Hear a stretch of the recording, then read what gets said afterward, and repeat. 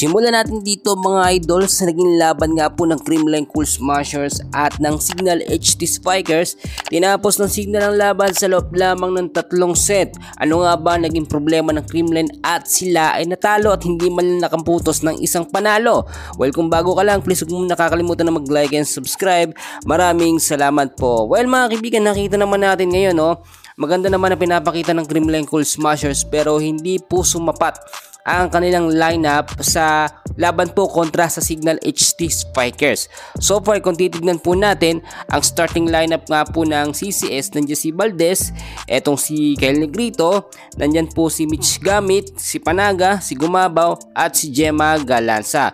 Pero kung titignan nyo mga kaibigan, wala yung mga ibang star player po ng Creamline. Wala si BDL, wala po si Tots Carlos at hindi po sumapat yung mga bagong napasama sa starting lineup ng Creamline.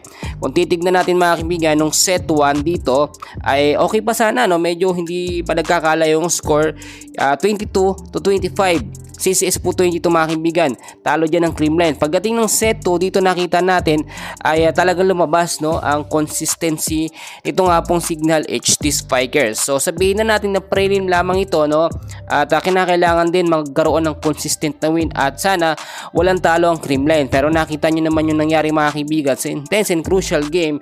Natalo po ang Creamline Cool Smashers dito sa set 2 si score po na 18-25. And then pagdating naman ng set 3 mga kaibigan, ini-expect po natin na babawi ang CCS dahil nung early pa lamang po ng set 3 nakakalamang na ang Creamline. Pero kalagitnaan hanggang sa matapos bigla namang humabol ang Signal HT Spikers. Ang nakakita natin dito mga kaibigan, marami po mga errors. Ito nga pong Creamline which is sinamantala yung Signal at talagang yung mga puntos yung depensa ng CCS medyo mahina talaga. Nakita nyo mga kaibigan, kapag wala po yung ibang magagaling o star player ng Creamline, ganito ho ang nangyayari. At kasama din dyan yung mga set po na binibitawan nitong si Kyle Negrito, minsan hindi po nagiging consistent. Kapag paiba-iba po kasi yung player mga kaibigan ng Creamline, nawawala yung chemistry nila na magkakasama.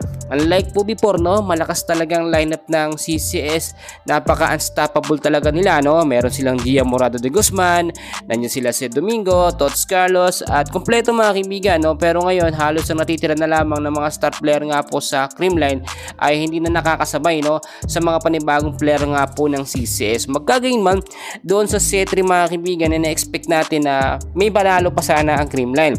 Pero etong Signal HT Spikers, sinamantala yung kahinaan ng CCS at doon po natalo ang Creamline Cool Smashers.